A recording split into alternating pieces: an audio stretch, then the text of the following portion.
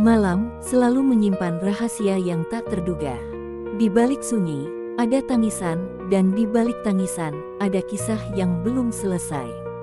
Malam ini, izinkan saya membawamu ke sebuah desa yang tenang, di mana suara bayi yang seharusnya membawa kebahagiaan, justru menjadi sumber ketakutan.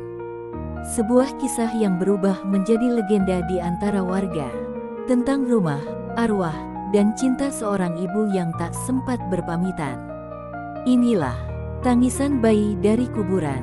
Siapkan dirimu, redupkan lampu, kunci pintu, dan jangan lupa berdoa sebelum mendengarkan cerita ini.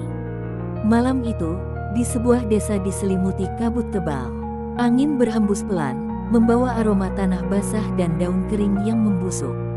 Di kejauhan, hanya suara jangkrik dan kodok sawah yang menemani keheningan. Namun bagi Rani, malam itu bukan malam yang biasa. Rani baru pindah ke rumah kecil di pinggiran desa bersama suaminya, Bima. Rumah itu dulunya milik seorang kakek tua yang meninggal tanpa keluarga. Harga sewanya murah, dan lokasinya tak jauh dari sekolah tempat Rani mengajar. Semua tampak wajar, sampai malam ketiga mereka tinggal di sana. Sekitar pukul 1:30 pagi, Rani terbangun karena mendengar sesuatu. Suara lirih, samar, seperti tangisan bayi. Awalnya ia pikir itu hanya mimpi. Tapi suara itu terdengar lagi pelan, merengek, seolah datang dari arah halaman belakang rumah. "Bim, kamu dengar gak?" bisiknya pelan sambil mengguncang bahu suaminya. Bima, yang setengah sadar, hanya bergumam, "Apaan sih, tidur aja lagi." Rani menahan napas. Tangisan itu semakin jelas. Wah, wah, wah. Tangisan bayi. Tapi, siapa? Di desa ini jarang ada yang punya bayi. Rumah-rumah saling berjauhan, dan malam itu tidak ada cahaya dari rumah tetangga. Rani berdiri. Ia mengambil senter kecil dari meja dan berjalan ke arah jendela belakang. Dari selatirai, ia menyorotkan cahaya keluar. Tak ada siapa-siapa, hanya halaman sempit, dengan satu pohon kamboja di dekat pagar bambu. Tapi anehnya, di bawah pohon itu terlihat bekas tanah yang masih baru digali. Dek, jantung Rani berdegup keras. "Perasaan waktu siang aku nyapu belakang, belum ada gundukan tanah itu," gumamnya lirih. Tangisan itu tiba-tiba berhenti. Hening, hanya desiran angin yang melewati celah daun. Tapi begitu Rani mematikan senter dan berbalik hendak menutup tirai, ia sempat melihat sesuatu di ujung pandangan matanya. Sosok kecil, seperti bayi tanpa pakaian, tubuhnya kotor penuh tanah, merangkak pelan dari arah gundukan tanah itu. Rani menjerit, "Bimaa!" Bima langsung terlonjak, menatap istrinya yang pucat ketakutan. Tapi saat Bima menyorot keluar jendela, sosok itu sudah tidak ada. Hanya tanah becek dan daun kering yang berjatuhan. "Gak ada apa-apa, Ran. Kamu tuh ngelindur kali," kata Bima. Tapi suaranya terdengar ragu. Rani gemetar. "Aku sumpah lihat bayi, Bim, keluar dari tanah belakang." Malam itu mereka tak bisa tidur lagi. Rani terus mendengar suara bayi yang menangis sesekali, tapi Bima tak mendengarnya. Paginya, mereka berdua keluar untuk memastikan. Di bawah pohon kamboja itu, benar ada tanah bekas digali. Namun yang membuat Bima terdiam, di tengah gundukan itu, ada bekas tapak tangan kecil di permukaannya. Seperti tangan bayi. Pagi itu, udara masih lembab setelah hujan semalaman. Rani berdiri di belakang rumah sambil memandangi gundukan tanah yang semalam dilihatnya. Ia masih bisa merasakan bulu kuduknya berdiri setiap kali mengingat sosok kecil itu, tubuh bayi yang merangkak dari tanah basah. Bima menyalakan rokoknya sambil memperhatikan tanah itu dengan wajah serius. "Ran, ini kayaknya bekas kuburan deh," ucapnya perlahan. Rani menoleh cepat. "Kuburan? Tapi kok di halaman rumah?" Bima mengangkat bahu. "Aku juga gak ngerti. Tapi kalau dilihat dari bentuknya, ini bukan bekas tanah gali buat sampah. Lihat deh, kayak ada batu kecil di atasnya, ditata 3 biji. Biasanya gitu tanda kuburan di kampung." Rani menggigit bibirnya. Suasana pagi itu tiba-tiba terasa dingin. Jadi maksud kamu, ada yang dikubur di belakang rumah kita. Tapi siapa, Bim? Bima diam sejenak, lalu menunduk, memperhatikan tanah yang masih lembek. Entahlah, tapi biarin aja, jangan diganggu dulu. Nanti aku tanya sama Pak Darsa, kepala dusun. Siangnya, Bima menepati ucapannya. Ia pergi ke rumah Pak Darsa, lelaki tua yang sudah lama jadi kepala dusun. Rumahnya tak jauh dari sana, hanya berjarak sekitar 2 rumah. Rani menunggu di rumah sambil membersihkan dapur, berusaha menenangkan pikirannya. Namun saat ia sedang mencuci piring, suara tangisan bayi itu terdengar lagi. Pelan, tapi sangat jelas. Wah, wah. Rani terdiam. Air keran masih mengalir, tapi tubuhnya kaku. Suara itu bukan dari luar rumah, melainkan dari bawah lantai dapur. Pelan-pelan ia melangkah mundur. Suara tangisan itu semakin keras, seperti bayi yang sedang kesakitan. Lalu, tok, tok, tok. Ada suara ketukan dari bawah lantai. 3 kali, perlahan, teratur. Rani menjerit, menjatuhkan piring yang dipegangnya. Pecahannya berserakan di lantai. Ia berlari keluar, napasnya terengah. Tak lama, Bima datang sambil tergesa. Kenapa, Ran? Bim? Di bawah lantai, ada yang nangis. Ada yang ngetok-ngetok. Bima langsung membuka papan lantai dapur yang sedikit renggang, tapi tak menemukan apapun. Hanya rongga tanah dan suara angin kecil dari celah pondasi. Namun Rani bersumpah, ia mendengar suara itu jelas. Menjelang sore, Bima kembali dari rumah Pak Darsa dengan wajah murung. Ran, aku udah nanya ke Pak Darsa soal rumah ini. Rani menatapnya. Terus, Bima menelan ludah. Dia bilang, rumah ini dulu punya kakek tua bernama Mang Sarman. Istrinya meninggal muda, dan katanya mereka pernah punya bayi. Tapi bayinya meninggal waktu masih merah. Rani menutup mulutnya. Astagfirullah. Yang aneh, lanjut Bima pelan, orang kampung bilang bayinya gak dikubur di kuburan umum. Mang Sarman katanya ngubur bayinya di belakang rumah sendiri. Di bawah pohon Kamboja. Rani membeku. Itu tempat yang semalam ia lihat bayi itu muncul. Malamnya, suasana rumah terasa berbeda. Angin yang lewat di sela jendela seperti membawa aroma tanah basah dan wangi bunga Kamboja. Rani tak bisa tidur. Di luar, suara dedaunan berdesir, lalu samar-samar terdengar lagi suara lirih. Mama. Rani membuka mata lebar-lebar. Itu bukan tangisan bayi biasa. Itu suara kecil yang memanggilnya. Ma. Pelan-pelan, Rani bangkit dari tempat tidur. Tubuhnya gemetar. Ia menoleh ke arah jendela, dan dari balik kaca, tampak sosok kecil dengan kulit pucat kehijauan sedang berdiri di bawah pohon Kamboja. Matanya hitam pekat, tubuhnya kecil dan kurus, masih meneteskan tanah dari kepalanya. Ia menatap langsung ke arah Rani. Dan kali ini, Rani tersenyum tanpa sadar. Ada sesuatu dalam dirinya yang membuatnya merasa seolah ia mengenal sosok itu. Malam itu benar-benar tak biasa. Kabut turun lebih pekat dari biasanya, menyelimuti halaman belakang rumah Rani dan Bima. Suara jangkrik lenyap, digantikan keheningan yang menyesakkan dada. Dan di tengah kesunyian itulah, Rani menatap keluar jendela dengan mata kosong, melihat sosok kecil yang memanggilnya dari bawah pohon Kamboja. Ma. Suara itu lirih, serak, tapi jelas seperti suara bayi yang baru belajar memanggil ibunya. Bima masih tertidur lelap, tapi Rani seperti tak bisa menahan dorongan aneh dalam dirinya. Ia membuka pintu kamar, berjalan keluar rumah tanpa alas kaki, melewati ruang tamu yang gelap dan dingin. Langkahnya pelan, seperti sedang mengikuti suara yang menuntunnya.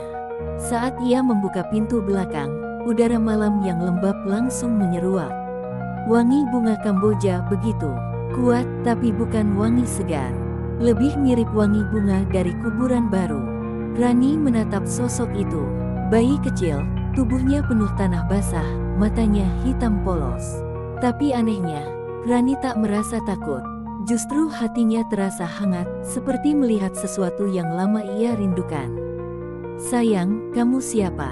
Tanya Rani dengan suara gemetar. Bayi itu merangkak pelan ke arahnya. Setiap gerakannya menimbulkan suara tanah yang lengket. Ketika ia berhenti di depan kaki Rani, bayi itu menengadah dan tersenyum. Senyum yang aneh, separuh manis, separuh menyeramkan. Tiba-tiba Rani merasakan sesuatu di dalam dadanya, seperti rasa iba yang sangat kuat. Matanya berkaca-kaca. Ia jongkok, lalu mengulurkan tangannya. Dan tanpa ragu, ia mengangkat bayi itu. Tubuhnya dingin, sangat dingin. Tapi Rani tetap memeluknya erat. "Jangan takut, ya," bisiknya. "Mama di sini." Entah kenapa, kata-kata itu meluncur begitu saja dari mulutnya. Ia tak sadar bahwa bayi itu mulai meneteskan darah dari hidungnya, dan tanah di sekitarnya mulai berubah menjadi lumpur hitam. Dari jendela kamar, Bima terbangun karena mendengar suara pelan di luar. Ia bangkit, melihat ke arah halaman belakang, dan jantungnya langsung berhenti sejenak. Rani, istrinya, sedang menggendong sesuatu di bawah pohon Kamboja. Tapi yang Bima lihat bukan bayi. Yang ia lihat adalah tubuh kecil membusuk dengan kulit mengelupas, kepala miring, dan lubang mata hitam pekat. Rani menimang sosok itu sambil bersenandung pelan seperti ibu menidurkan anaknya. "Rani!" teriak Bima keras. Ia langsung berlari keluar rumah. Saat ia mendekat, sosok bayi itu perlahan menghilang dari pelukan Rani, meninggalkan bekas tanah dan darah di gaunnya. Rani menoleh ke arah suaminya dengan wajah bingung, seperti baru tersadar dari mimpi. "Bim, dia di mana?" "Bayinya, dia tadi di sini." Bima mengguncang bahunya. "Rani, kamu sadar gak kamu tadi peluk apaan? Itu bukan bayi." Rani menatap tangannya. Ada bekas noda darah hitam di sana. Tubuhnya gemetar, lalu ia mulai menangis tanpa suara. Malam itu mereka tak tidur. Bima terus berjaga dengan senter di tangan, sementara Rani hanya duduk diam di sudut kamar, menatap gaunnya yang kotor. Dan anehnya, setiap kali mata Rani hampir terpejam. Di telinganya selalu terdengar suara pelan berbisik, "Mama, jangan tinggalin aku lagi." Pagi harinya, Bima benar-benar tak tahan lagi. Ia pergi menemui Pak Darsa dan menceritakan semuanya. Wajah Pak Darsa langsung pucat. "Kamu harus hati-hati, Bim," katanya. "Kalau benar itu arwah bayi Mang Sarman, berarti arwah itu masih gentayangan. Dulu Mang Sarman gila setelah istrinya meninggal saat melahirkan. Katanya, bayi itu gak sempat disolatkan, langsung dikubur sendiri di belakang rumah." "Kenapa dia ngubur di situ?" tanya Bima cepat. Dia bilang, biar bayinya deket sama ibunya, tapi istrinya gak dikubur di situ. Nah, dari situ, tiap malam katanya suka kedengeran tangisan bayi dari arah rumah itu, sampai akhirnya Mang Sarman juga meninggal di dalam rumahmu. Bima terdiam. Ia merasa darahnya berhenti mengalir. "Jadi rumah ini," Pak Darsa mengangguk pelan. "Rumah itu sudah lama dikosongin. Orang yang pernah ngontrak di situ, gak ada yang tahan lebih dari seminggu." Bima menelan ludah. Ia tahu, sudah terlambat. Malam ini, pasti arwah itu akan datang lagi. Dan kali ini, mungkin bukan cuma memanggil, tapi ingin membawa ibunya pergi. Sejak kejadian malam itu, Rani tidak lagi sama.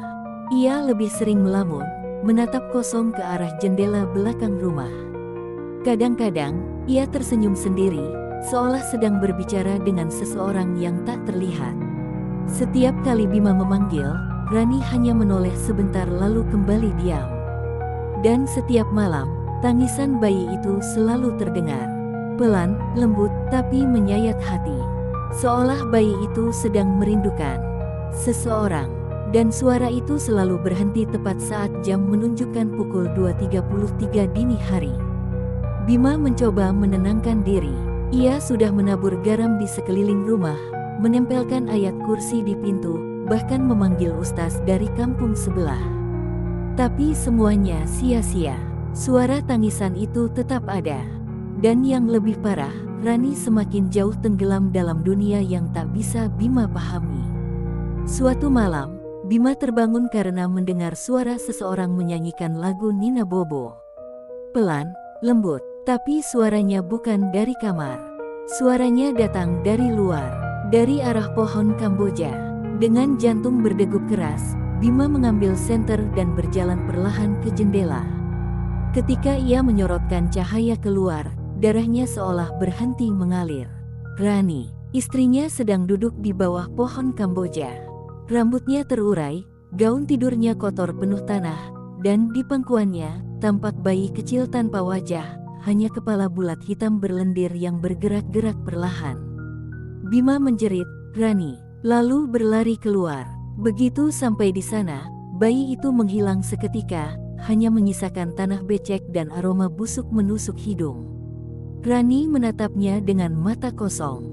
Dia nangis, "Bim, aku cuma mau nenangin dia." Suara Rani tenang, tapi matanya hitam, seperti bukan dirinya lagi. Bima menarik istrinya masuk ke rumah. Ia panik, menjerit memanggil nama Allah, menyalakan semua lampu, tapi suasana rumah tetap gelap, seolah cahaya pun enggan tinggal di sana. Malam itu, Bima memutuskan, besok pagi mereka harus pergi dari rumah ini. Namun ketika pagi datang, Rani tidak bisa ditemukan. Bima mencari ke seluruh ruangan, dapur, kamar mandi, depan rumah. Kosong. Pintu belakang terbuka sedikit, dan di tanah basah terlihat jejak kaki Rani yang menuju ke arah belakang. Tepat ke arah pohon Kamboja. Bima berlari ke sana. Di bawah pohon itu, tanah yang semalam rata kini tergali sedikit, seperti ada yang mengorek dari dalam. Dan di tengah tanah yang terbuka itu, terdapat sebuah gaun tidur Rani, penuh lumpur dan darah kering. "Rani!" teriak Bima sekuat tenaga, menggali tanah itu dengan tangannya sendiri. Tapi semakin dalam ia gali, semakin dingin udara di sekitarnya, dan samar-samar terdengar tangisan bayi di telinganya. Tangisan yang makin keras, makin dekat. "Wah, wah, Mama!" Bima berhenti, napasnya tercekat. Suara itu bukan dari bawah tanah. Suara itu tepat di belakangnya. Perlahan ia menoleh, dan yang ia lihat membuat seluruh tubuhnya lemas. Rani berdiri di sana, tapi tubuhnya pucat, matanya kosong, bibirnya membiru. Ia menatap Bima dengan ekspresi datar, lalu menunduk melihat gundukan tanah. Dengan suara pelan ia berkata, "Bim, jangan ganggu dia. Dia udah tenang sekarang." Bima terpaku, tangannya gemetar, tidak tahu harus berkata apa. Rani tersenyum samar. Dia udah sama mamanya. Dan sebelum Bima sempat mendekat, Rani perlahan berlutut ke tanah, membenamkan kedua tangannya, lalu tubuhnya ikut tenggelam, seperti terserap ke dalam tanah basah itu. Dalam hitungan detik, Rani hilang. Yang tersisa hanya bekas tangan kecil dan jejak darah di atas tanah. Bima berteriak sekuat-kuatnya. Suara jeritannya memecah keheningan malam dan membuat beberapa warga terbangun. Tapi ketika mereka datang menolong, tak ada siapa-siapa di sana. Hanya pohon Kamboja yang berdiri diam, daunnya bergoyang lembut, dan aroma bunga yang menyengat. Keesokan harinya, warga menemukan Bima duduk sendirian di bawah pohon itu. Matanya kosong, tubuhnya gemetar, tangannya memeluk sesuatu. Ketika mereka mendekat, ternyata ia sedang menggendong boneka bayi kotor penuh tanah, sambil terus menggumam. "Jangan nangis ya, Nak, Mama udah di sini." Pagi itu, kabut masih belum juga pergi dari desa itu. Matahari enggan menembus tebalnya udara dingin. Di bawah pohon Kamboja, duduk seorang lelaki dengan pakaian lusuh dan wajah pucat. Bima. Tangannya menggenggam sesuatu yang membuat warga merinding. Sebuah boneka bayi, dibuat dari tanah liat yang belum kering, dengan potongan kain bekas diikat menyerupai selimut. Boneka itu kotor, lembek, dan mengeluarkan bau tanah busuk. Namun Bima memeluknya erat, seolah itu adalah sesuatu yang sangat berharga. Beberapa warga mencoba mendekat dengan hati-hati. "Bim, kamu gak apa-apa, Nak?" tanya Pak Darsa lembut. Bima menoleh perlahan, matanya sembab, tapi senyumnya tipis. "Dia udah gak nangis, Pak. Aku udah jagain dia." "Siapa, Bim?" "Anakku." Semua orang saling pandang. Mereka tahu, Bima dan Rani belum punya anak. Tapi Bima terus bicara pelan, seolah sedang menimang bayi sungguhan. "Rani capek, Pak, dia udah tenang sekarang. Aku yang ganti jagain bayinya. Pak Darsa menghela napas berat. Ia tahu, Bima tidak waras lagi. Sejak Rani hilang semalam, warga telah mencari ke sekitar hutan dan sungai, tapi tidak ditemukan apa-apa. Hanya tanah yang tergali di belakang rumah itu, dan aroma busuk yang semakin menyengat setiap hari. Hari-hari berikutnya, Bima tidak pernah keluar rumah.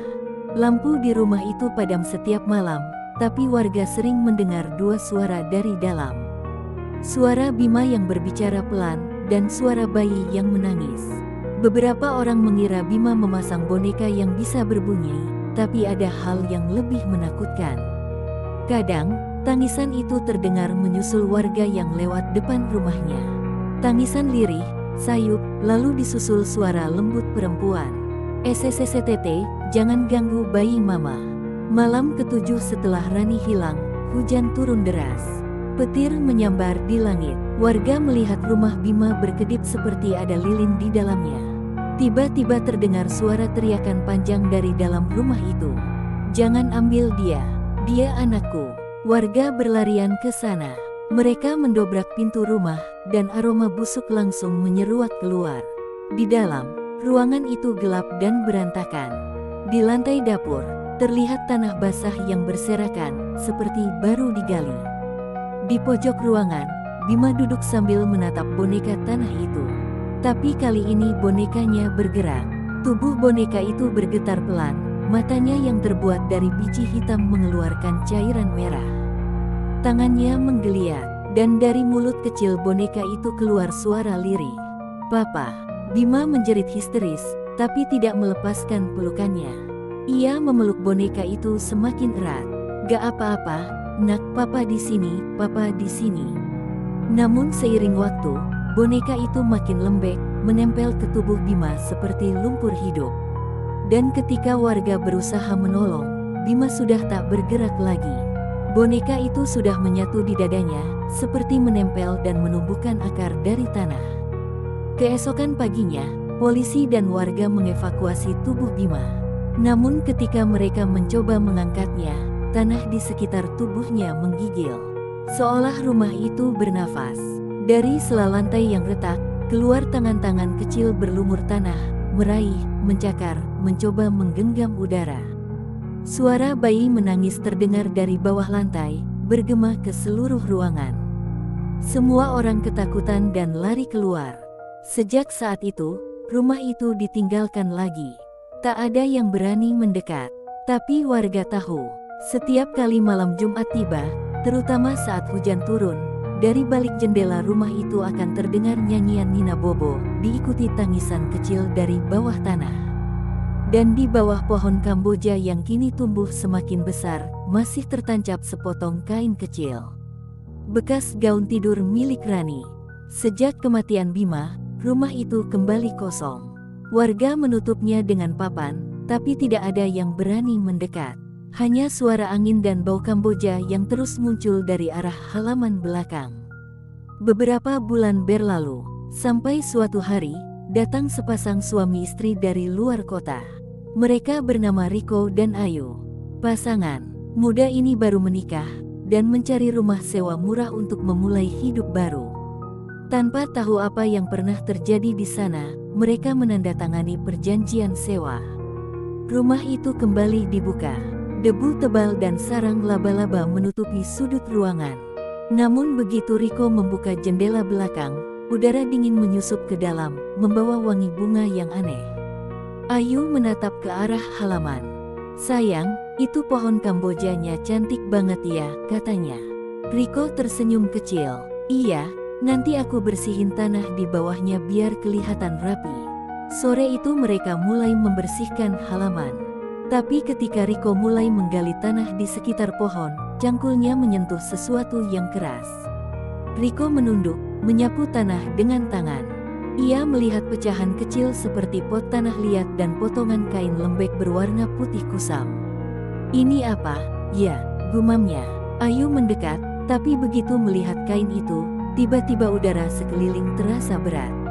Seolah ada sesuatu yang memperhatikan mereka dari balik rumah. Riko buru-buru menutup kembali galian itu, lalu mereka masuk rumah. Malam pun tiba. Sekitar jam 2 pagi, Ayu terbangun karena mendengar suara rengekan kecil. Awalnya ia pikir itu suara kucing. Tapi lama-lama terdengar jelas. Wah, wah, tangisan bayi. Ayu membangunkan suaminya. Rik, kamu dengar gak? Kayak ada bayi nangis di luar. Riko masih setengah sadar. Mana ada bayi di kampung ini jam segini, Yu. Udah tidur lagi. Tapi suara itu tidak berhenti. Tangisannya makin jelas. Sampai akhirnya, berubah menjadi suara tawa pelan. Tawa bayi. Ayu menelan ludah. Ia menatap jendela. Dan di sana, di balik tirai, tampak bayangan kecil sedang berdiri di luar. Bayangan itu menunduk, menatap ke arah mereka. Seketika lampu kamar bergetar, lalu padam. Kegelapan menyelimuti ruangan. Ayu menjerit, dan Riko langsung menyalakan ponselnya untuk mencari cahaya. Dalam cahaya redup itu, mereka melihat tulisan di dinding kamar, seperti tergores dengan kuku dicat kusam. Mama, Riko dan Ayu berlari keluar kamar, tapi suara tangisan bayi kini datang dari berbagai arah, dapur, kamar mandi, bahkan dari bawah lantai. Ayu menangis ketakutan. Riko menggenggam tangannya erat. Kita keluar sekarang. Begitu mereka membuka pintu depan, angin dingin berhembus keras. Di halaman, pohon Kamboja bergoyang liar meski tidak ada angin. Dan di bawahnya, mereka melihat tanah yang bergelombang pelan, seolah ada sesuatu yang bergerak dari bawah. Tangisan bayi berubah menjadi suara perempuan dewasa, pelan, lembut, dan menyeramkan. Jangan tinggalkan kami. Riko menarik Ayu keluar secepat mungkin. Mereka berlari tanpa menoleh ke belakang. Dari kejauhan, warga yang mendengar jeritan mereka hanya bisa melihat cahaya lampu rumah itu menyala berkedip tak beraturan. Keesokan paginya, rumah itu kembali kosong. Pintu terbuka sedikit, dan di depan pintu terdapat sebuah mainan bayi dari tanah kering, dengan bekas sidik jari kecil di permukaannya. Sejak hari itu, tak ada lagi yang mau menyewa rumah itu. Tapi setiap kali ada orang lewat di malam hari, dari arah dalam rumah kadang terdengar suara lirih. Mama udah di sini, jangan nangis lagi. Dan di bawah pohon Kamboja itu, bunga-bunganya selalu bermekaran saat malam hari, bukan siang. Seolah seseorang masih menjaga bayinya di sana. Rumah itu kini dibiarkan kosong. Tak ada yang berani mendekat, bahkan sekadar lewat di depannya setelah matahari terbenam. Tapi ada satu hal aneh yang disadari warga desa. Setiap malam jam 2:33, dari dalam rumah selalu tampak cahaya lilin menyala perlahan. Padahal tidak ada listrik dan tak ada siapapun di sana. Pak Darsa, kepala dusun, memutuskan untuk menelusuri apa yang sebenarnya terjadi. Ia mengajak dua warga lain, Heri dan Jatmiko, malam itu juga. Mereka membawa senter, dupa, dan air doa dari surau. Kalau benar arwah itu belum tenang, kata Pak Darsa lirih, kita bantu doakan. Tapi jangan sampai ada yang ngomong sembarangan di dalam. Keduanya mengangguk. Malam itu mereka masuk ke rumah itu. Begitu kaki melangkah ke dalam, udara terasa dingin menusuk, jauh lebih dingin dari luar. Lantai berdebu, tapi di beberapa bagian tampak seperti ada bekas langkah kecil berlumpur, seperti jejak anak-anak yang baru belajar berjalan. Mereka menyalakan dupa, membaca doa pelan. Semuanya berjalan tenang, sampai tiba-tiba dari arah dapur terdengar suara kursi tergeser sendiri. Sret, sret, lalu hening.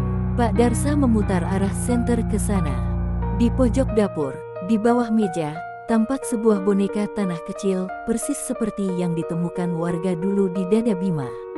Tapi kali ini boneka itu berdiri tegak, seolah baru saja dipindahkan. Ya Allah, gumam Heri pelan, siapa yang naruh itu di situ? Pak Darsa menenangkan mereka. Tenang, jangan takut, kita niat baik, bantu doakan yang gak tenang di sini. Namun baru saja ia melangkah lebih dekat, lampu senter tiba-tiba berkedip-kedip, dan terdengar suara dari bawah lantai. Mama, suara itu pelan, tapi jelas. Lalu diikuti tangisan bayi yang menggema di seluruh ruangan. Harry panik, menoleh ke arah Pak Darsa. "Pak, itu dari bawah rumah, Pak. Dari tanahnya." Pak Darsa memegang dadanya, terus membaca doa. Namun semakin keras ia membaca, semakin keras pula tangisan itu berubah menjadi jeritan. Tiba-tiba, lantai di depan mereka retak. Dari celahnya keluar udara dingin bercampur bau tanah busuk. Lalu, tanah itu bergelombang, seolah ada sesuatu yang ingin keluar. "Keluar, cepat keluar!" teriak Pak Darsa. Mereka bertiga berlari ke pintu. Tapi sebelum sampai, semua pintu tertutup sendiri dengan hentakan keras. Brakk. Ruangan jadi gelap total. Dari belakang mereka terdengar langkah-langkah kecil berlari di lantai kayu. Bukan langkah orang dewasa, langkah bayi, cepat, pendek, seperti seseorang yang sedang bermain-main di antara mereka. "Pak, itu ada di belakang saya," suara Jatmiko bergetar. Sebuah bayangan kecil melintas di cahaya redup dupa. Samar terlihat sosok bayi tanpa wajah, tubuhnya dilumuri tanah, berjalan pelan melewati mereka, menuju arah jendela. Dan sebelum menghilang, suara lembut perempuan terdengar berbisik. "Dia belum tidur, jangan ganggu, nanti dia nangis lagi." Suara itu lenyap, lalu rumah kembali diam. Ketiganya segera keluar tanpa menoleh. Begitu mereka sampai di luar, pohon Kamboja bergoyang pelan, meski udara begitu tenang. Dari arah dalam rumah, terlihat bayangan perempuan menggendong sesuatu sambil berjalan ke jendela. Matanya kosong, wajahnya tenang, Rani. Sejak malam itu, warga menutup rumah itu dengan semen di setiap jendelanya. Namun, orang-orang yang tinggal di sekitar mengaku masih sering mendengar suara bayi tertawa di tengah malam, dan melihat bunga Kamboja yang mekar tepat jam 2:33. Rumah itu hidup di malam hari, dan siapapun yang mencoba mengganggu tanah di bawah pohon Kamboja selalu mendengar suara yang sama di telinganya. "Mama udah di sini." 3 hari setelah kejadian di rumah itu, suasana desa menjadi tidak tenang. Beberapa warga mulai mengeluh mendengar tangisan bayi setiap malam. Ada yang mendengar dari sumur, ada yang dari atap, dan bahkan ada yang mengaku mendengar tangisan itu tepat dari bawah tempat tidurnya. Pak Darsa memutuskan untuk memanggil Ustaz Arif, seorang ulama yang dikenal mampu menangani gangguan makhluk halus dengan cara lembut dan tenang. Ustaz Arif datang sore hari bersama asistennya. Ia tidak banyak bicara, hanya berjalan mengitari rumah sambil memperhatikan setiap sudut. Begitu sampai di belakang, di bawah pohon Kamboja, ia berhenti. Matanya menatap tanah yang tampak agak basah dan lembab. "Tempat ini," katanya pelan, "bukan sekadar halaman belakang, ini kuburan yang belum sempurna." Pak Darsa menelan ludah. "Maksudnya, Ustaz, di bawah tanah ini," jawab Ustaz Arif lirih, "ada jasad, tapi dikubur tidak sesuai aturan." Ia dikubur dengan rasa marah dan sedih yang belum terlepas. Dan yang paling menyedihkan, dia dikubur bersama bayinya. Semua orang yang mendengar itu terdiam. Bahkan angin pun seperti berhenti. Burung-burung yang biasanya terbang di atas pohon Kamboja kini menghilang. Ustaz Arif menancapkan sebatang dupa di tanah. Aromanya menenangkan, tapi hawa di sekitar justru terasa makin berat. Ia mulai membaca doa, sementara asistennya menaburkan air doa mengelilingi gundukan tanah itu. Namun belum lama berlalu, dari balik tanah terdengar suara lirih, seperti seseorang sedang mengetuk dari bawah. Tok, tok, tok. Lalu terdengar suara pelan. "Buka, tolong, buka." Semuanya mundur spontan. Tanah di bawah pohon Kamboja itu bergoyang pelan, lalu muncul gelembung udara dari dalam tanah, seperti air mendidih. Ustaz Arif tetap tenang, suaranya semakin keras membaca doa. "Tuhan, ampuni mereka yang terjebak antara dunia ini dan dunia berikutnya. Jika ini kuburan tanpa restu, biarkan ia tenang." Tapi tiba-tiba angin berhembus kencang.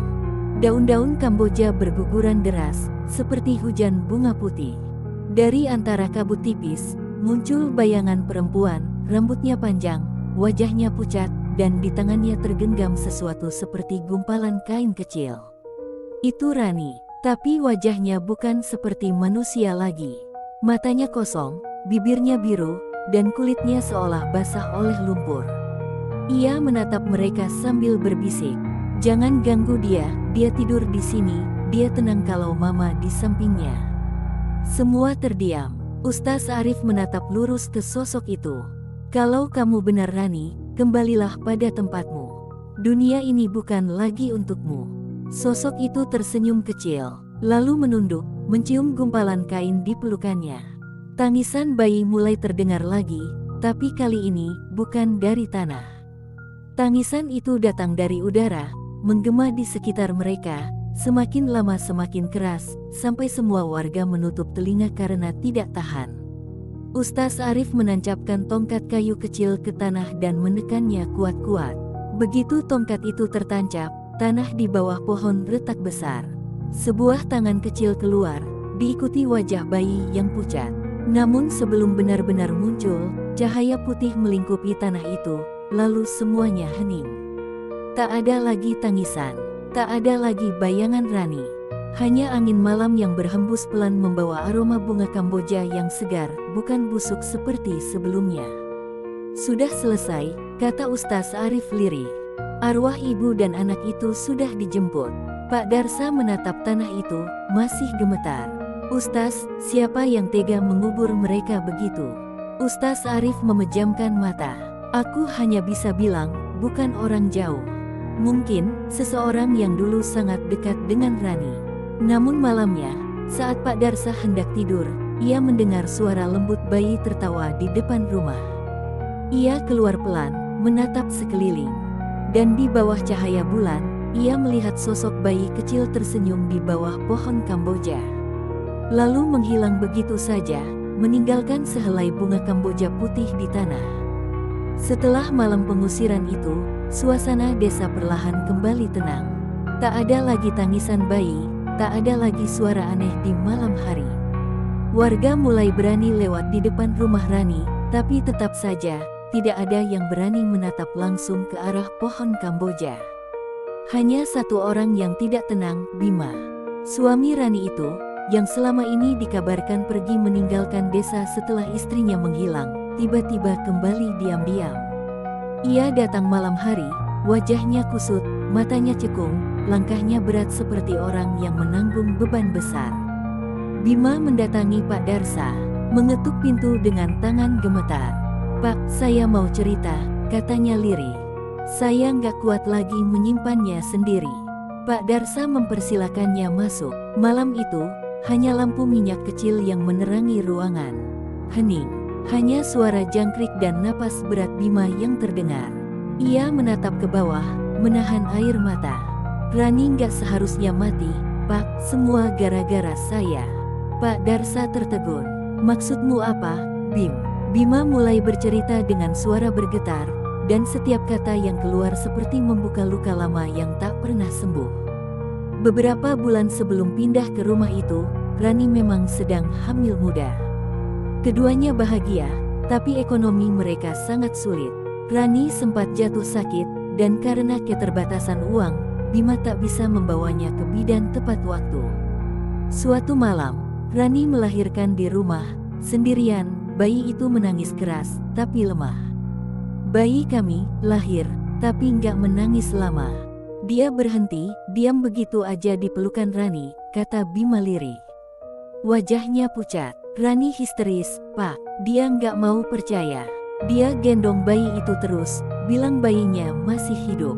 Dia terus menyanyikan lagu Nina Bobo tiap malam, sambil menangis. Hari demi hari, Rani makin tak bisa dikendalikan. Tetangga mendengar suara tangisan dan nyanyian dari rumahnya, tapi tak ada yang berani masuk. Sampai suatu malam, Rani tiba-tiba menghilang dari kamar. Ketika Bima mencari, ia menemukannya di belakang rumah, di bawah pohon Kamboja, sedang memeluk sesuatu. Dan di sebelahnya, sekop tanah sudah tertancap setengah. Dia bilang, dia mau kubur bayinya biar tenang. Suara Bima pecah. "Tapi saya marah, Pak. Saya nggak tahan lihat dia gila kayak gitu. Saya tarik dia, kami ribut, dan dia jatuh, kepalanya kena batu besar. Pak Darsa menutup mulut, matanya membulat. Jadi, Bima mengangguk, menahan tangis. Saya panik, Pak. Saya nggak tahu harus gimana. Saya kubur mereka berdua di situ. Rani dan bayinya. Suasana jadi beku. Lampu minyak berkedip pelan, seolah ikut takut mendengar pengakuan itu. Pak Darsa hanya bisa terdiam lama, tak sanggup menatap wajah Bima. Kenapa kamu nggak bilang dari dulu, Bim? Bima terisak. Saya takut, Pak, tapi waktu saya balik ke rumah itu malam ini, saya dengar suara Rani lagi. Dia manggil saya dari dalam tanah. Dia bilang, kamu udah datang, Bim, kita di sini. Tiba-tiba dari luar rumah terdengar suara bayi menangis lagi. Lembut, tapi kali ini, bukan hanya tangisan. Ada suara perempuan bersenandung pelan, suara yang sama yang dulu Rani sering nyanyikan untuk bayinya. Nina Bobo, oh Nina Bobo, kalau tidak Bobo digigit nyamuk. Bima memucat. Ia berdiri gemetar, menatap ke arah jendela. Dari balik tirai, terlihat bayangan perempuan menggendong bayi, melambai pelan ke arah mereka. Pak Darsa menatap keluar dan hampir tak bisa bernapas. Itu, Rani. Wajahnya damai, tidak seram, tapi matanya penuh air mata. Ia berbisik lembut dari luar jendela. Terima kasih udah ngaku, Bim, sekarang kami bisa tenang. Cahaya lilin di meja tiba-tiba padam. Angin dingin masuk melalui celah pintu. Dan begitu Pak Darsa menyalakan lampu minyak lagi, Bima sudah tergeletak di lantai, tubuhnya dingin, matanya terbuka, senyum tipis di bibirnya. Di dadanya tergeletak bunga kamboja putih. Dan dari luar rumah, samar-samar masih terdengar suara bayi tertawa pelan. Hihihihi, Mama, Papa. Sejak malam itu, warga tidak pernah lagi mendengar tangisan dari kuburan belakang rumah. Tapi pohon Kamboja itu kini berbunga setiap malam Jumat, seolah selalu ada dua arwah yang datang berziarah ke tempat mereka bersemayam. Beberapa minggu telah berlalu sejak malam pengakuan Bima. Rumah di pinggiran desa itu kini telah ditutup rapat.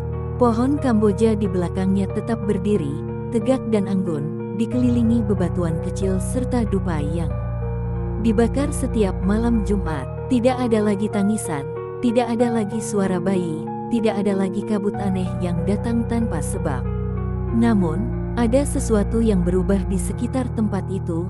Udara terasa lebih tenang, dan setiap kali angin berhembus, bunga Kamboja yang gugur selalu membentuk dua kelopak yang menempel jadi satu. Seolah mereka, ibu dan anak itu, kini tak lagi terpisahkan. Pak Darsa masih sering datang ke sana diam-diam. Ia menyalakan dupa, meletakkan bunga, lalu duduk di bawah pohon sambil menatap tanah yang kini tampak rata dan damai. Kadang ia berbisik pelan, semoga kalian benar-benar tenang, Rani, maaf karena kami semua terlambat mengerti. Di tempat lain, Ustaz Arif juga masih datang sekali waktu, hanya untuk memastikan tidak ada lagi tanda-tanda gangguan. Ia menatap rumah yang sudah mulai ditumbuhi lumut di temboknya, lalu berkata lirih. Kadang arwah tidak jahat, mereka hanya belum sempat berpamitan. Setiap malam Jumat, beberapa warga mulai berani lewat di depan rumah itu. Dan entah kenapa, setiap kali mereka lewat, udara terasa hangat, seolah ada seseorang yang mengawasi dari jendela, bukan dengan tatapan seram, tapi dengan pandangan seorang ibu yang penuh kasih. Suatu malam, seorang anak kecil yang bermain di dekat rumah itu pulang sambil membawa bunga Kamboja di tangannya. Ibunya heran, "Dari mana kamu dapat itu?" Anak itu tersenyum polos. "Dari ibu cantik di jendela, Ma." Dia gendong bayi dan senyum ke aku. Katanya, "Ini buat orang baik yang gak takut sama tangisan." Sang ibu terdiam. Ia tahu, tak ada siapapun tinggal di rumah itu. Tapi ia hanya tersenyum dan membiarkan anaknya menaruh bunga itu di meja. Aroma Kamboja memenuhi rumah mereka malam itu, bukan bau mistis, tapi wangi lembut seperti pelukan seorang ibu. Malam-malam berlalu, rumah itu kini dikenal dengan sebutan rumah tangisan yang tenang. Orang-orang yang datang untuk berdoa di sana percaya, Siapapun yang pernah kehilangan seseorang yang dicintai akan merasa damai jika menundukkan kepala di bawah pohon itu. Dan di suatu malam yang sunyi, saat bulan penuh menggantung tinggi di langit, seorang warga yang lewat mendengar sesuatu. Bukan tangisan kali ini, tapi nyanyian lembut, suara perempuan bersenandung menidurkan bayinya. Pelan, indah, dan menenangkan. Nina Bobo, oh Nina Bobo. Kalau tidak Bobo digigit nyamuk. Lalu suara bayi tertawa kecil. Hai, hai, hai. Setelah itu, hening. Hanya bunga Kamboja yang berguguran, menutupi tanah tempat keduanya dulu bersemayam. Tangisan bayi dari kuburan bukanlah jeritan ketakutan, tapi doa yang tertinggal, dari jiwa-jiwa yang hanya ingin didengar dan dicintai. Sekali lagi, setiap tangisan punya arti. Kadang bukan karena takut, bukan pula karena marah, tapi karena jiwa itu masih ingin didengar. Rani dan bayinya telah tenang, tapi kisah mereka akan selalu jadi pengingat bahwa cinta seorang ibu tidak berhenti, bahkan setelah napas terakhirnya.